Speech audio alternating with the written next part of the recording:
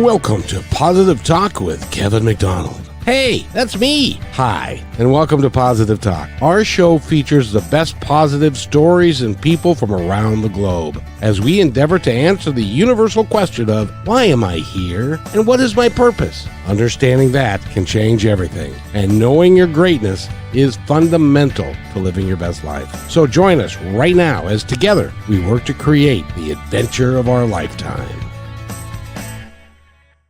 Welcome to the show, everybody. I'm interested in creating the adventure of our lifetime, and some of us are doing that. And I'm sorry. There are people that are here that I'm very excited about. First of all, I want to introduce John Verico, who is he's acting like, and he actually is a co-host for Positive Talk.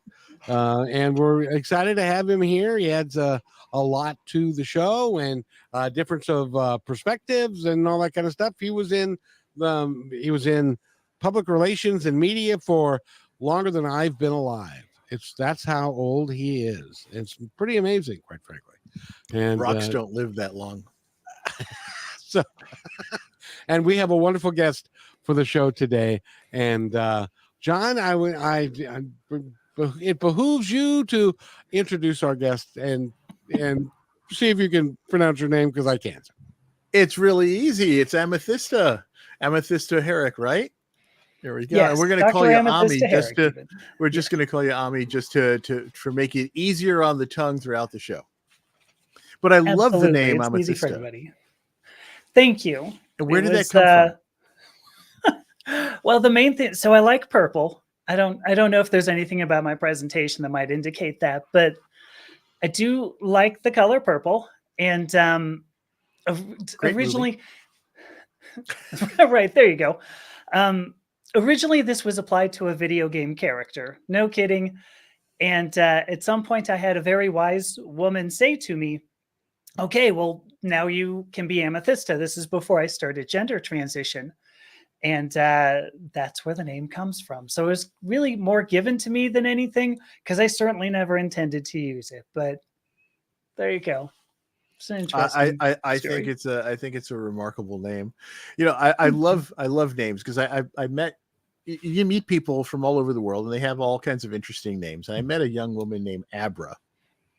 And I was like, well, Abra, where does that come from? You know, what's the derivation, what country or whatever?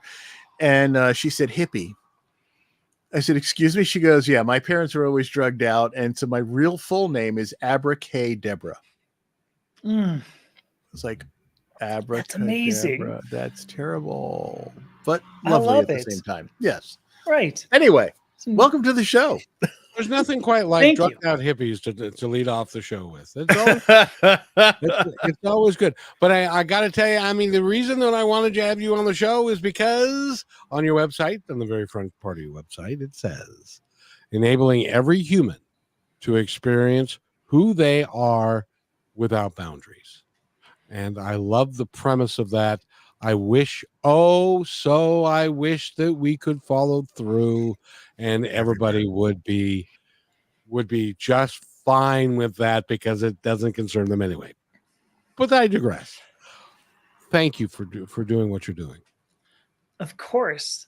It's an important endeavor. I mean, if I can just, pontificate for a quick moment. You may. I mean, because I spent 52 years. So I turned 54 this year, which is funny because I have the feeling I'm like the oldest of the group, and you guys are joking about each other being old. But when you are not, boy, have we got you her? Are not in your 50s. All right. But at 52 years old, so I presented as a man for 52 years, and at the end of 2021. I had a big mental breakdown, and my wife said to me, listen, please do something about this. And I had known that I needed to transition gender since I was probably 4 years old. So I did it. And it's been one of the greatest experiences of my life. It took maybe 2 weeks before I felt tremendous cognitive changes, like feeling emotions, like joy and love, things that I never really understood I hadn't experienced before. And when that happened, I thought, my gosh, I've got to go tell somebody about this. And so now over 2 years, a little more than 2 years, it's turned into where I'm doing this for as a mission, as a purpose. There we go. Yeah, Angel. Oh, everybody stays out for drugged out hippies, right? Why not? I like her. She can stay. Yeah, you stick around. But now it's my mission. So that's my mission. I'm here to make sure that people have the ability to be the person they are, to experience the person they are, because when we do, first of all, we're happier and we tend to accept other people more readily.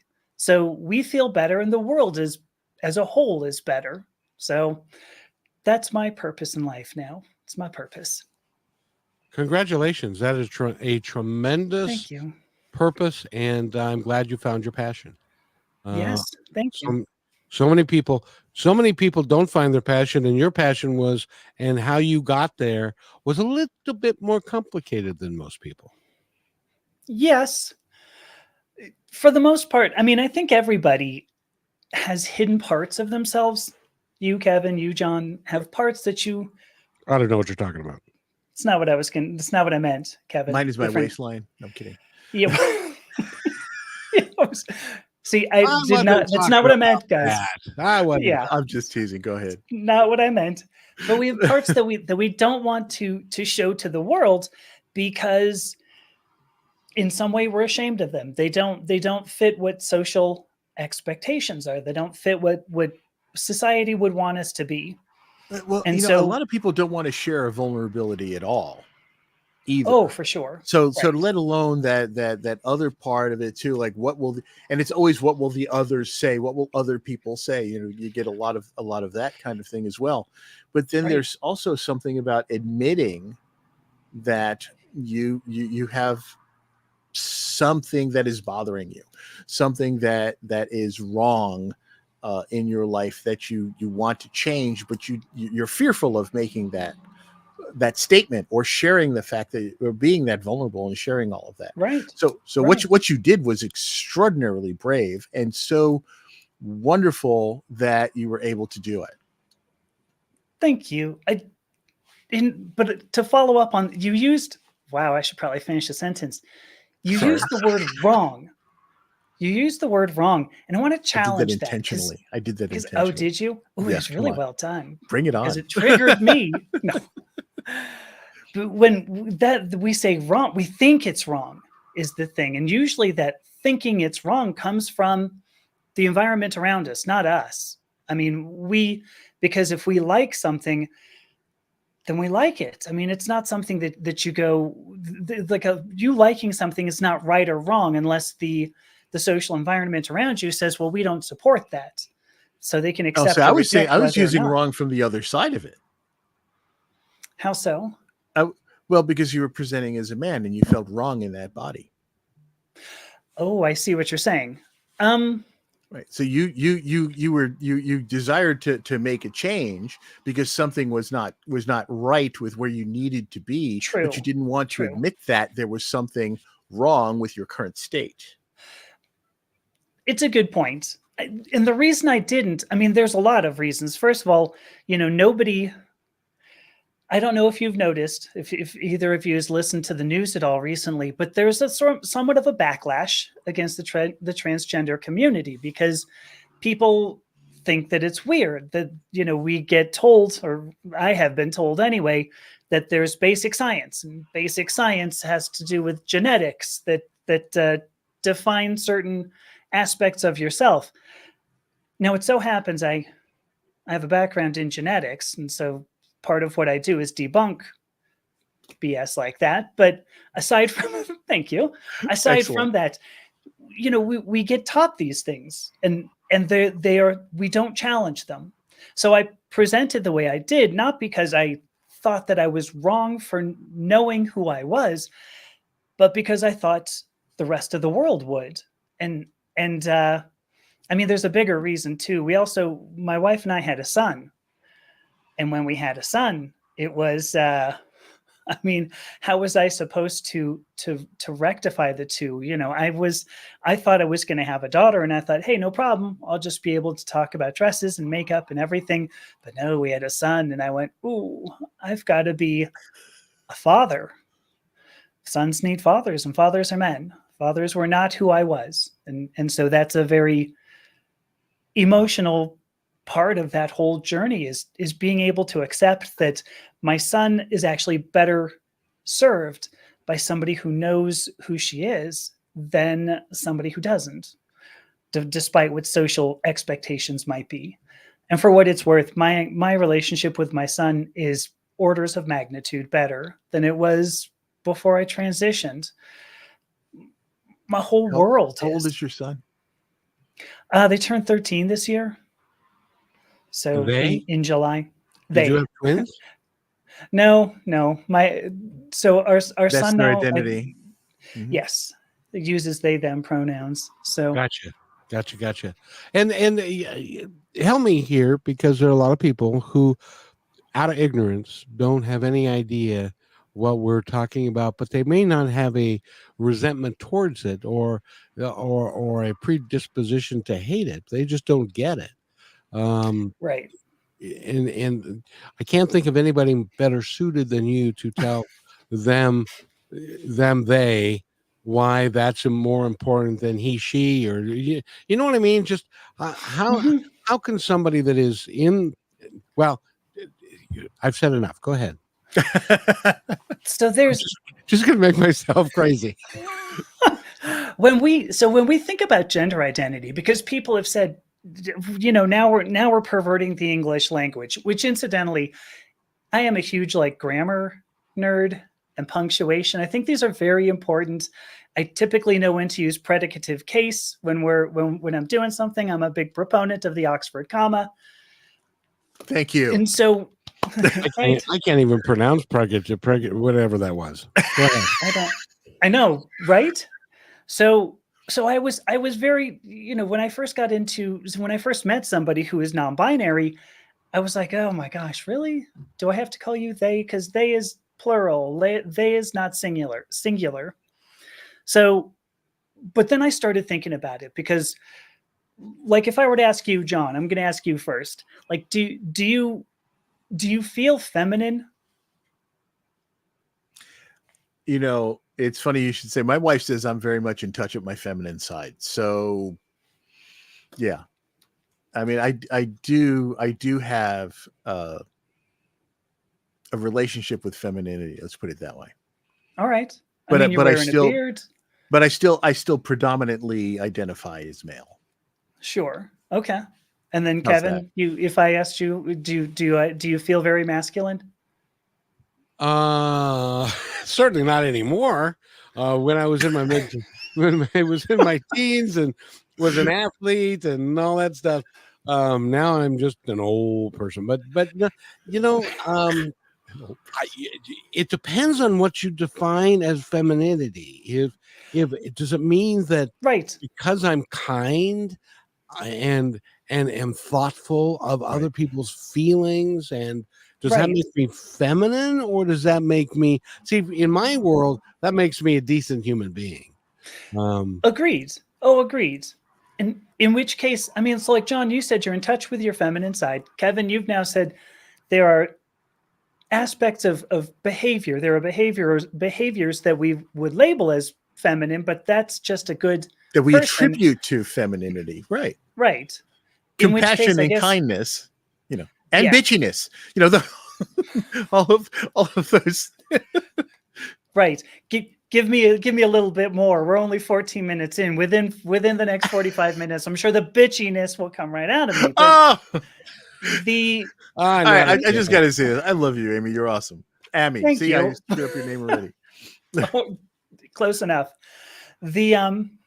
So I think Angel's got a great point. If you were to go somewhere, when I was presenting as a man, particularly in graduate school, I had very long hair. And so I had, we would go, and I was in Georgia too. So this was lovely. We'd go into a Waffle House. So this is now an ex-wife of mine, would go in there, and somebody would come up and if they came from behind, would usually say, hello, ladies, what can I do? What can I do for you? And I would look up and go, well, I'm actually, and she'd go, oh, who the hell, or the server would go, well, who the hell would have guessed? Okay. At the time, like, I didn't care because I wanted to be addressed as a woman anyway. But it's like what Angel's saying. If I were to see you, either you, John, or Kevin on the street and said, hello, ma'am, you would probably go, what the? It doesn't fit with who I am, with who you are inside. And so in my case, being called sir certainly didn't fit. For a non-binary person, all it means is that you not understanding femininity, me not understanding masculinity, that's all a non-binary person feels. It took me a while to understand that it's the me not feeling masculine that's the exact same thing a non-binary person feels. They just feel it both ways, which is an interesting, sense of self, I think, and one that's very fascinating that I think we should probably do a lot of investigation over the next decade or so. But I'm looking at you both going, wow, where the hell did that go? Because before it's actually very enlightening. And you're doing beautifully. Really is. And well, and I do, I have to just, jokingly refer to the fact that up until very recently, I was referred to as ma'am quite often because I let my hair grow over COVID. Sure. And so when we moved into our neighborhood here in Pennsylvania, my hair was actually quite long. And neighbors thought there were two women living here until I turned around, they saw the beard and they were like, oh. And me on the I donated 12-inch ponytails. So look at you. Yeah. That's good for you. I can't even grow 12-inch ponytails. I've been bald for forever, which makes it much easier because nobody in their right mind has ever called me a woman, nor would they, because I don't present that way. And even when I was a kid, when I would go to a gay bar with a girlfriend of mine or whatever, and other guys would say, aren't you worried about getting, like hit up on and stuff? And so I was, and you're laughing because I was sitting at the table and she went to the restroom and this guy came up and sat down and I said, how you doing? And he said, how you doing? And he said, relax. Nobody's going to hit on you here. Nobody in your wildest dreams, nobody thinks that would be well received. So nobody's going to bother you. You're giving off big straight energy. Don't worry about it. I'm cool. For me, it's just nobody wants this. I mean, just so. But so friends of mine were doing a vow renewal, and we were on a cruise together, and they asked me to officiate a vow renewal for them. And I said, sure, I will do that. And I went out and I got a special suit that was tropical pattern. And it had pineapples on it. Oh my gosh. So you know where this is going, right? Not really. So okay. Well, in the cruise world, pineapples being the symbol of welcomeness and that kind of stuff, it represents sharing. And especially if the pineapple is upside down, it represents a swinging couple that is looking to. Got it. Okay, this is an educational show. Now, and right? I had no idea whatsoever. So I have this suit with a tropical pattern covered with pineapples in all directions, mind you. Of course. And we had no idea of the subtle subtext behind what this suit was telling everyone. And there happened to be quite a large number of swingers on board this particular cruise. And I kept getting invited to come out onto the dance floor with people. I was very popular until they got a closer look at what I was, and they were like, "Oh, never mind for you, man." Oh my gosh, cut it out. That's not true, but it is 100% true. SpongeBob's house is a swinger. Oh my gosh. Exactly, is that an upside down pineapple? There you go. Pineapple. Actually, it's upside right. the whole show has suddenly changed. I think the greenery is still on top of that pineapple. So okay. So I want to ask you both a question. Well, maybe just one of you, but the reason why I want to do this, because I said, do you know what you feel like? And you both said, oh yeah, totally. But the reason why I'm going down this is to say that there are many people who would say, well, yeah, but you can know wrong. Like if you knew you were feminine, you just know wrong. You have a mental disorder, whatever. oh, wow. This is, well, I mean, I've gotten this a lot. I'm sure. Yeah. Well, the oh wow was, I don't understand why people can be so cruel and ignorant, but anyway. Oh, sure. Well, and so this is why I wanted to ask a question, because the question I have, and I'm gonna ask you, Kevin. It's interesting. I point to you, and when I look on the camera, it's pointing to John, and I go, That's all right. If I don't like it, I'll make him answer it. Yeah, that's fine. No, it's an easy question, super easy question. If I just said, hey, what's your favorite vegetable, Kevin? What is it? Probably corn. Nope, sorry, it's asparagus. And why would it be asparagus? Right. Why would it be? Why corn though? Well, actually, I like asparagus too. So does that make me a don't mess up my demonstration, Kevin. Okay. Hold off. Okay, I'll stay with corn. No, but right. No, the point is that I asked you that and you said, well, corn. You came up and it took you what, 10 seconds? Not even, right? Because you know this. And if I were to ask you why corn, maybe you'd say, because I really like yellow. And I really like pineapples, and they kind of look like pineapples, especially if you turn it upside down. And did you know what this means? We've gone down that rabbit hole, have we not? Right? But if I were to ask you that, like at some point, we're going to reach something. If you do the 5 whys, right? The 5 whys of management. I love if that. you go through that, right? We're going to hit some place where I go, why? And you're going to go, because, just because. And I believe this is a demonstration that each of us has this core set of knowledge of who we are. In my theory of identity, I call that the origin of identity. And it's just a set of things that we know about ourselves. And nobody can take it away from me. I said, no, it's asparagus. And you went, why? So, right, exactly. Why would I have any right to tell you what your favorite vegetable is? So exactly. And and this is what I don't understand about our society today, is that why does anybody care? I want you to be happy. I want you to live the life that God wants you to live. I firmly believe that on the other side, before you were even born, there was a set of circumstances that you wanted to create because of the lessons you wanted to learn while you were here. And so those are the things that you are experiencing the entire movie Inside Out. Pretty much. I haven't seen that movie. What's the name of it again? Inside Out 2. Oh gosh, I so want to see that. Characters. I haven't seen it yet. It was really phenomenal. I thought the first one was better, but the second one was really good too. So okay. Well, to finish my thought, and go watch the movie. But to finish my thought is that you are exactly how you were designed to be, just like everybody else in the world was.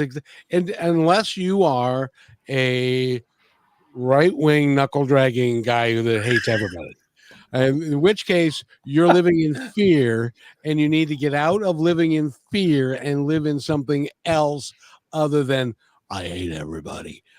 Sure. So, because you know what though, those knuckle draggers serve a purpose as well. They do. They provide us with examples that we need to learn from.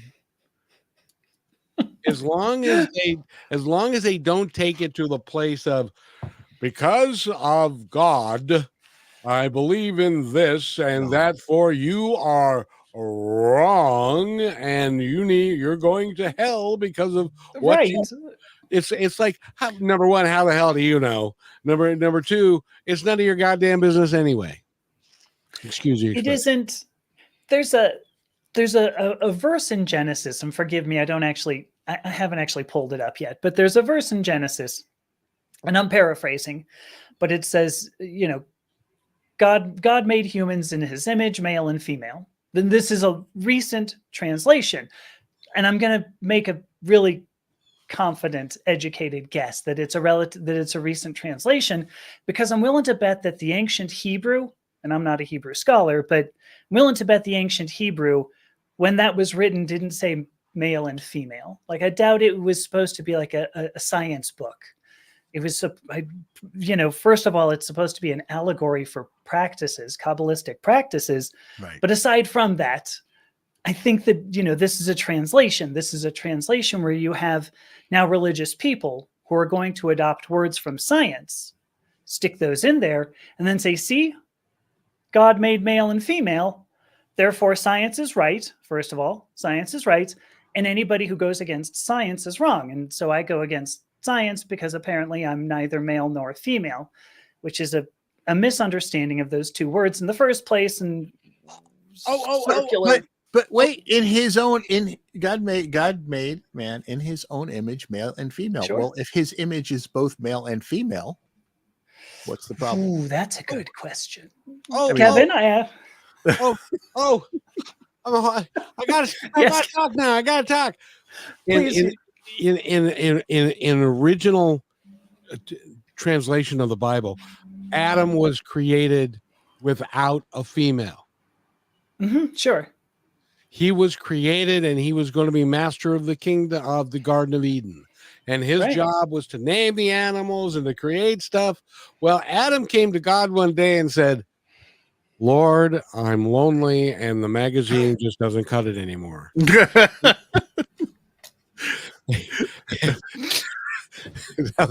that may not be in there precise. I somehow don't think those were the exact words, but it's a paraphrase. I had a paraphrase. Kevin's got a paraphrase. Makes sense. But God put him into a deep sleep, took a rib from him, and made woman. Yeah. So they are completely together, and they are no more normal as one and of themselves than they are separate. So because of the ribs, is that why my wife ribs me all the time? Yes, pretty much. Yeah. But I mean, so to go a little further on this, I mean, so is this a science book? I guess I just want, given that story, we're going to put you to sleep, and then we're going to pull out a rib, and then suddenly, look, Eve. I mean, I get it. It's God. And, God was able to go, hey, let there be light. And then went, oh, shit, but a little less bright. Hey, do you do parties? That's really cool. I know, right? It's got like the big disco ball and everything. Now you're talking my lighting. I do sound to everything. It's God's doing sound and he's doing lights. But, I get it. So you can already go, well, God's doing some pretty incredible stuff. Sure, you can grab a rib and turn it into a woman. Why not? If you're going to suspend disbelief that far, suspend it just a bit further. But in that case, you go, so did this book really say male and female? And is this something that we want to use to make laws? Like, is this a good basis for legislation?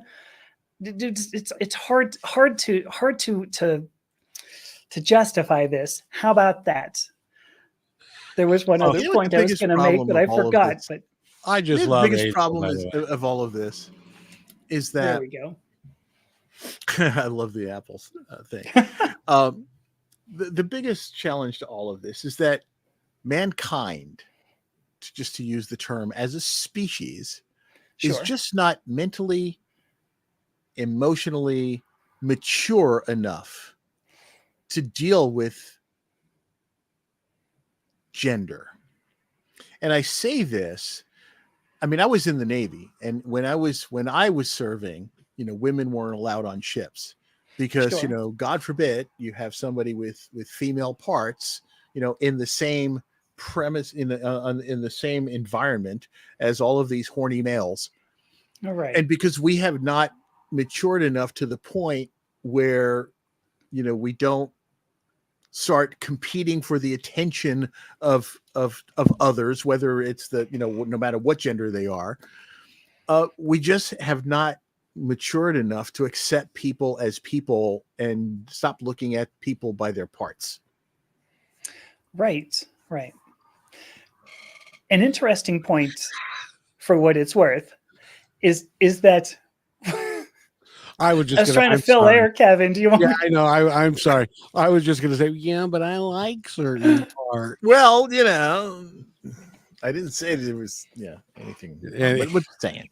The But I think Angel's got a great point. in the later years, in the military, and throughout my career in working in government and all of that, I didn't get to a point where I didn't look at the person next to me to wonder whether they were male, female, whatever. They were, Sure. are you a good worker? Are you a good human being? What's Yes. your heart like? Right. What's your personality like? And when we get to that point, and if we can always do that, that's when society will have finally reached its pinnacle, and just accepting everybody for being a fellow human being that's got something to contribute to the world. Mm-hmm. I'm just somebody help me here, please. Somebody help me, because I don't understand. I don't care if you are a good human being, if you've got Right. a good sense of humor, if you like people and you're kind to people. I don't care if you and a hippopotamus if I can say it right. I don't give a crap who you have in your house. Doesn't make any difference to me. What makes a difference is, are you good for other people? Can you be kind? Can you be loving? Can you be? And I have found, and I hate to say this, now I don't hate to say this, I'm glad to say this. I have found gay people and non-binary people to be more loving and caring than a lot of knuckle draggers that are out there today. And We've maybe been that's forced to. maybe that's well, but most of you, and I almost said, I was going to say, most of you guys are very, very nice. It's all who we are, and Mm-hmm. we should accept each other. I don't disagree. I do. I want to say something about this too, because John, you mentioned your story about the Navy, and we want to think, or for some reason, society wants to believe that all of this is brand spanking new. Like, everybody knew it was like, you were a man, you were a woman, you were male, you were female, like 1,000 years ago. Like these terms that didn't exist 1,000 years ago, male and female, were that we just understood them. But the truth is that people who fell outside sexuality and gender norms were generally revered. It's only been more recently that people have started to revile people like I am for expressing who we are. I think that there is a reason for this, and it's interesting. I mean, I mentioned earlier, you said, "Oh, Amethysta Herrick," and I said, "Yes, Dr. Amethysta Herrick. I am a scientist. I mean, I went through a PhD in chemistry, and so I'm going to say this, but I wanted to point that out to say I am a scientist, and I think the reason we've gotten to where we are today is because of science.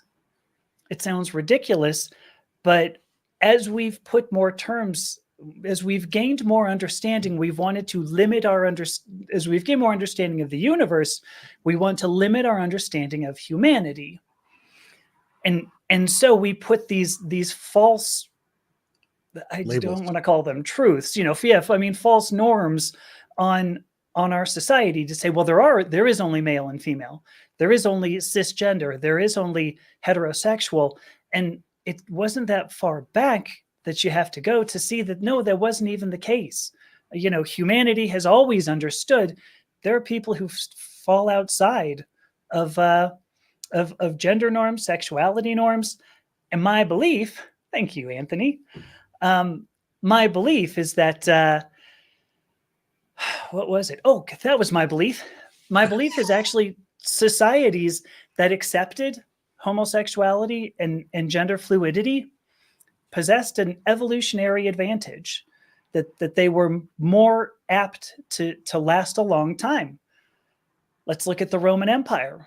Let's look at ancient Greece. Both of those really, really were perfectly fine with homosexuality. We're perfectly fine with gender fluidity.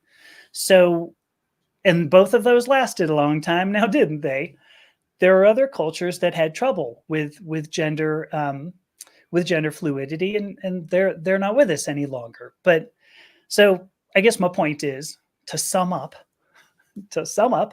is I believe that this has come as science has tried to explain more and more and more. What we want to do is talk about why we are, and not talk about how we are. And Kevin, you said, if you're a good person, why do we care? Great point. I think science came along and everybody goes, well, what we have to do is try to force somebody into a category, put them into some little cubby hole. And when you do that, I can understand them better because I have a small world view. So we tend to label everything. Everything has to have a label so we can understand it. It is. And I was speaking actually with a psychologist the other day, and she said, I'm not allowed to work with children to help them. I'm only allowed to label whatever condition they may have, because without a label, they can't get treatment. Without a label, they can't get, they can't identify. But without a label, let's say, so our society has gotten, and that's, I'm saying society, but in general, we need labels and names on everything so that we can categorize them. Yeah. I wrote an article about this actually. That what we've done is pathologize the human experience. Here's a little good term. side. I like I'm going to divert for a moment. I didn't even make that up. I actually found that somewhere else, and I went, "Oh, I thought I made it up." Damn. But so I'm going to take a quick sidestep to say, if you look at evolutionary psychiatry, these are people who study, they're psychiatrists, so they're thinking about neurochemistry, neural processes so from a medical standpoint, why humanity would have some of the characteristics we do today. And so evolutionary psychiatry has considered things like fear and depression and anxiety, dissociative disorders. These were evolutionary advantages, that it was important for early humans to be able to go, why do I feel a little bit afraid? Why am I anxious? This was a really horrible experience. I better let it go. And I can't remember the fourth one. I don't know what I said, but I'm not listening to myself, right? Jeez. Oh, now stop So it. You are very, very smart. Thank you. But so these were evolutionary advantages, right? But we've now called these pathologies, and we call them pathologies exactly for what you're saying, John. If you don't call them pathologies, you can't go to a specialist to address them, and that specialist won't have an insurance billing code. And if you don't have an insurance billing code, then you can't get treatment for it, in which case you're really just going to be in pain for the rest of your life. And so as a result, and again, I'm going to blame this on science, it is limiting our view of humanity, who we are, by putting it into categories. It's labeling, exactly as you said, John. Well, nothing but better. Let's take that a step further, right? So we put labels and names and tags on things so we understand what they are. But somewhere along the line, some chucklehead decides these categories are acceptable and these categories are not. This label is fine and this label is bad. And one's so a pathology, one's normal. That wasn't the science that did this. I don't know where this came from. Did it come from religious zealots? Does it come from different interpretations? I don't know where we went awry and suddenly said, okay, now that we've labeled everything, we're going to put these labels and these things into different boxes. Mm-hmm. And these boxes, these are good boxes and these are not good boxes. Right. Oh, can I answer? Do it. Yes, Kevin. Do it. I think honestly, part of the problem is there was a time 20, 30, 40, 50 years ago when I was a kid. When I went to high school, we had 2,500 kids. There was not a gay person or a lesbian in the entire school. You know how I know that? Because nobody came out. Because it wasn't acceptable for them to come out. That's right. So nobody did that, even though 10% of the population they were not going to admit it. So Right. Therefore, what we have done is with social media coming to where it is now, it has opened up so many things that were so closed that to fast forward 20 years, when my kids were in high school, they had lots of gay friends. There are gay people Right. everywhere because there have Right. always been gay people everywhere. But we just didn't accept it. So now it's us old folks that are having to catch up with the reality of what is actually life and what is out there and who is who and stuff like that. And fortunately, John, and I hate to say this, but that's why evolution dictates that we die, because Oh, jeez. in order for evolution to continue on, old That got people- dark fast. Wow. No, it's actually for humanity, it's very positive, because it's a segment of the population that will not, under any circumstances, admit the truth. I don't think you're wrong. I don't think you're the thing. So I want to follow up on something you said, John, because you said we use these labels because they help us understand each other. That was the goal. Whether or not it actually happens in reality.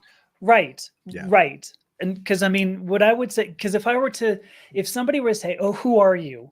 and I said, "I am a pansexual transgender woman who is largely libertarian, independent," like, what does that tell you about me? What do you know about me? You don't know anything about me. You don't know that I'm a musician. Presumably you can see some I of my saw the music. guitar. I was going to ask you about that, actually. Yeah. You don't know I'm a musician. You don't know I'm a writer. You don't know anything about most of who I am. And so really these labels do nothing more than obscure who we are.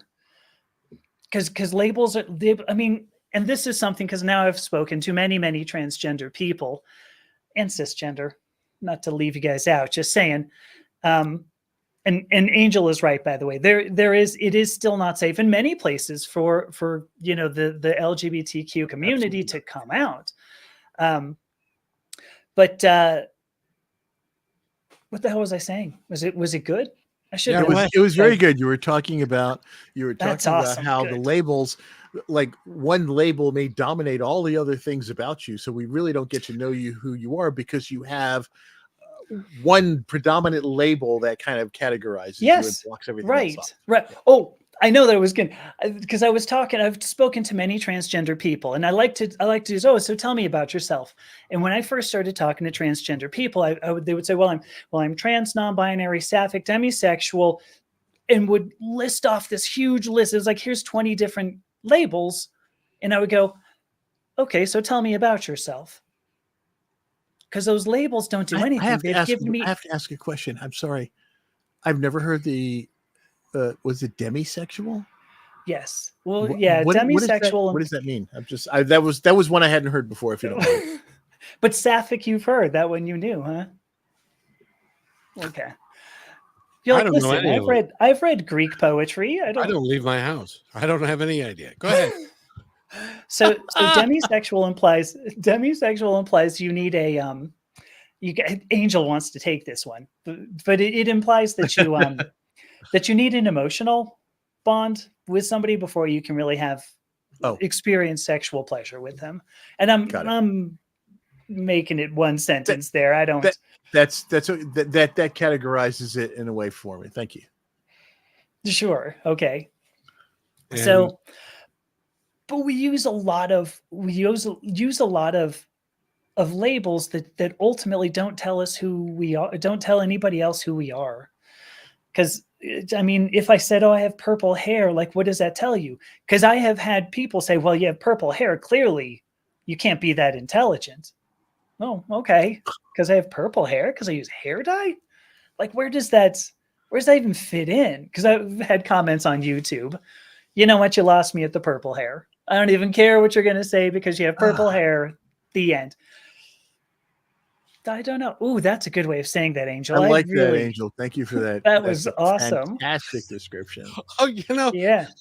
I got Angel, and I would love your opinion on this, since you've apparently joined the conversation. But But demisexual used to be what they called marriage. Yes. Well, but see, you don't have Fidelity to, is what the Fidelity term and is. marriage. Yeah. not necessarily, because marriage is a legal recognition of something, not necessarily an emotional bond. It's a legal recognition of a relationship. Doesn't True. have to be Well, you loving know, and caring and I, just I look at your happen, I parents. happen to combine that. yeah, You do. Yes, I do too. I'm old fashioned. I'm old school. I believe that that's the secret for why only a week Yes. ago we had our 39th wedding anniversary. Oh, wow. Congratulations. But at the same Look at you. time, I love Kurt Russell and Goldie Hawn. Oh, for not They've being been- married, yeah? They've been together. They are in a committed, when will we get it? They are in a committed one-on-one Sure. relationship, and they care and love for each other. Right. I don't care about a piece of paper because Right. I failed at my piece of paper, so I'm not going to do it again. But you know what I mean? But Well, how many married couples, though, do you know who aren't very happy? Because I would probably say 1 out of 2. You go, look, but you've got a piece of paper. Doesn't that? This is incidentally the international sign language for a piece of paper. I like that. the two I don't know. two people that were closer, there were 4 of us, and 2 of us were a boyfriend and girlfriend, and the other one were boyfriend and girlfriend, and they were together since that time. Now that 40 years later, they've been married a combined 7 times. Oh my God. I keep telling both of them, why don't you just get a dog? They're much cheaper. and the other one has passed away, and I've been married once. So anyway. So, but I just had to break. And my wife and I have been married multiple times, but it's been to each Really? other. Okay. Yeah. Yeah. We just keep renewing our vows. I just keep reminding her that she has to renew her contract. She can't get away that easily. Yeah. Yeah. It's a good point. I thought maybe she forgot what you look like or something. I don't know. I just No. But we like got remarried. 51st marriages. For our 10th, our 15th, our 20th, our 25th, and our 30th. see, and I think That that's is awesome. cool. I know more people Yeah. do that. Holly could sell more flowers that way. Good point. Yes, but and at the end of the day, by the way, I don't know that we're going to let you get away without playing your guitar. Yeah. I mean, I don't have anything, queued up here, but. And your point? What kind of music do you prefer to play? Do you have a category? See, we have to label in categories. It's true. You do need a label. So originally I got a play a ditty. I'm not sure. Do you mean a ditty by do you mean something by P. Diddy, or because I'm not actually touching that one, but so there you go. Thank you. Not the bad kind. Yeah. But I was never a touring rock star. It's not true. Angel. No, but I do. We don't see that. It was on the screen. There we are. Okay. Untrue. I'll go back. I digress. Monogamy is choosing only one partner while still feeling. By the way, Angel has taken over the show. I just want you to know that. I appreciate that. Actually, we're gonna have to send her a check, right? Exactly. Or a dictionary so that she can fill out all the terms I don't understand, which apparently most of humanity doesn't get all of the terms that you just said in one sentence. I can't believe you were able to do that. Well, I loved her expression of monogamy, about still being attracted to other people. You just don't necessarily follow through on it. So we said, doesn't mean you can't walk, you can't, you can still go into the bakery and, and admire all of the cakes, as long as you don't sample them, you're fine. I've never understood that concept. I've never understood the concept of I'm married, so I'm therefore, because it's like lust in your heart, that Jimmy Carter said way back when, and they said it was a Bible thing. God made us to have lust in our heart, damn it. That's Isn't that why we were cast out of the Garden of Eden? I mean, what the hell? because the human We're form, married, not blind. That's exactly right. There is. Remember Ron White, Oh, the comedian? Yes. the comedian? The drink? Yeah, the one Yes, with the drink. yeah. He usually had the drink in his hand. He was part of the blue collar tour, right? Yes, exactly. He said, once you've seen one woman naked, you want to see the rest of them. Jeez. And that's Ron White. Yeah. that is so true. Jeez. In any event. So I put my primary influences were Eric Clapton and Stevie Ray Vaughan. There you go. Oh, excellent. Okay. Robert Cray was another big one. Some Jimi Hendrix. So yeah, rockish, bluesish, stuffish. So, but I also just recently, it was really not even that long ago, I decided, oh, you know what? Actually, it was during COVID, and I'm going to say this, and everybody's going to go, yeah, right.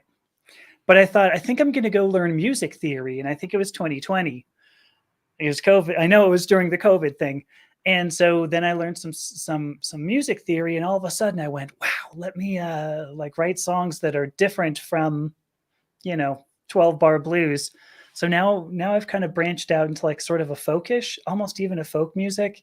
Oh, nice. If I were going to call somebody out, there's a pagan folk band called this is the Spanish. If I screw it up, everybody out there who speaks Spanish, forgive me, but I believe they're actually from Spain. So Trobar de Morte. It's their name. I took Spanish clearly, but something of death. So, what was that? Yeah, Trobar de Morte is their name. I don't know it. I forget what it means literally, but they it's like a pagan folk type of music, and sometimes they have very complicated. Everything is acoustic, and sometimes sometimes there's like 7 different acoustic instruments going on at once, and you just go, wow, that's very complicated. And the singer also plays hurdy-gurdy, so I don't know. Are you familiar with this? Right? So hurdy-gurdy, and then they have a violinist, 2 violinists, I think, and it's really a phenomenal band. So that's another direction I've kind of started to go. But yeah, I'm a big music fan, and so is Kevin. So I've had some wonderful opportunities over my life to work with blues bands and stuff like that. And so not as a player. I was in a garage rock band when I was in high school. We called ourselves Good Smoke. It was the 70s, but yeah, but I really haven't. I mean, I haven't picked up a guitar in decades. But I did enjoy it. But we recently inherited my great aunt's piano, and neither my wife and I know how to play it, but we just got it tuned, and we're planning on taking some lessons. And there you go. Just because I'm 65 doesn't mean I can't start learning something new. Right, right. So I guess I'm not the oldest in the room, but you are not the oldest, not by a long shot, and you certainly look much younger than you claim to be. Of course. No, of course. I also before I go, I also want to know how pretty I am, by the way. Well, I love the hair. Waiting. There you go.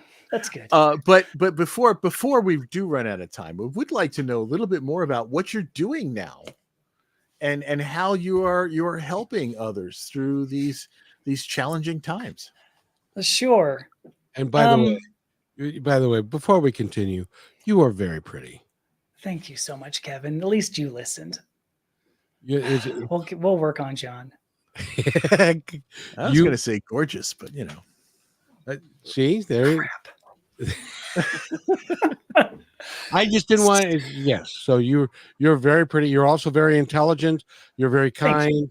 And by the way, engaging, and you've got a group of followers that will jump over the fence and come to your defense anytime you need them to. I guarantee it. I think she's right here. Angel. You got 2 new ones right here. So Angel my says gosh, you're thank you. Stunning beauty. Yes. Yeah, There you thank you. See, your fan, but your fan base has grown. this is why Angel and I hang out, you know? So what do I do? So I started 2 years ago. In fact, actually, so today's October 3rd. On October 7th, it will be the 2-year anniversary of publishing my first article. And I started off thinking, well, I'm just going to write about myself, and that's going to be enough. It's just going to explain who I am. And it wasn't very long because I started publishing this on Medium. Thank you. I started publishing on medium.com, and I don't publish there anymore, actually. But I found out pretty quickly that the LGBTQ community as a whole kind of has difficulty advocating for itself, because there's a lot of, I don't want to call it infighting, but like we don't even agree with each other, you know, whereas how many letters are in the acronym? How many, who's are bisexual? Can we really call them like part of this? Does transgender fit into that? Is asexuals, we have a lot of even just infighting there. So I started writing, thinking more about the LGBTQ community as a whole. And then I realized it's not, my goodness, I'm going to end up hanging up and just like going and having a drink because we want to see if the blush will clash with the purple hair. I'm blushing. I'm feeling very warm right now, but just feel loved. Yeah, exactly. I do. So I realized after I'd started writing about the community, the queer community, that really what I was thinking about was the human experience, not any one person's experience. It's humanity. And so now what I do is, I think about the work that I do, which is about identity and about gender. All of us are human. All of us have to consider who we are. And all of us have to deal with gender. We have to develop these things and understand them. And so my work now is based on helping people do that. So I started coaching. I started doing gender coaching literally this week for what it's worth. It's kind of new, but I see it as like project management stuff I did, before I transitioned, before I became like a content creator. So that's what I do now. I mean, I still write, I do podcasts, I make videos.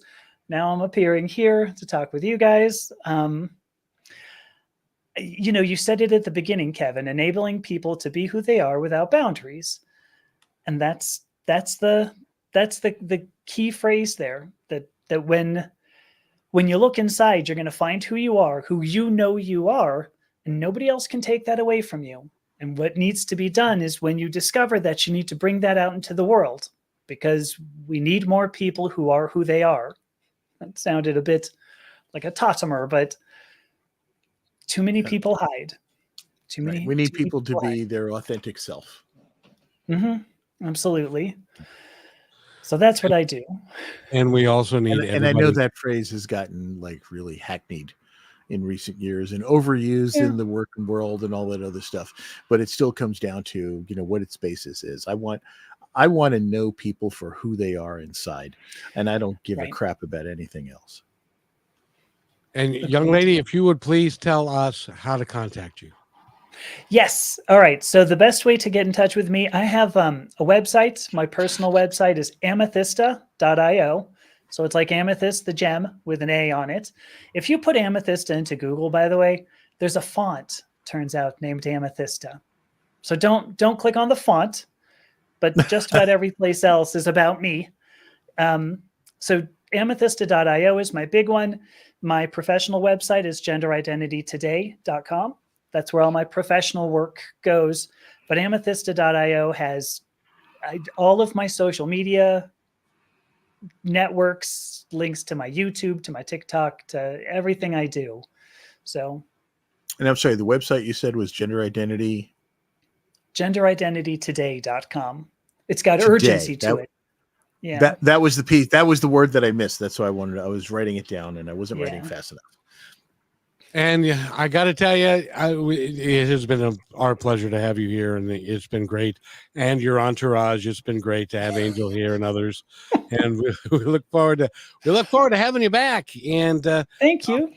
From my perspective, I just want everybody to recognize that at the end of the day, we're all one. Start acting like it. Thanks for listening to this episode of Positive Talk with Kevin McDonald. Our purpose is to provide everyone with a positive, entertaining, and educational experience. I would love your feedback and comments about the show, including possible topics and great guest suggestions. Please email me at kevin@kmmedia.pro. And remember, be kind to one another because each other's all we've got. That's Kevin at kmmedia.pro.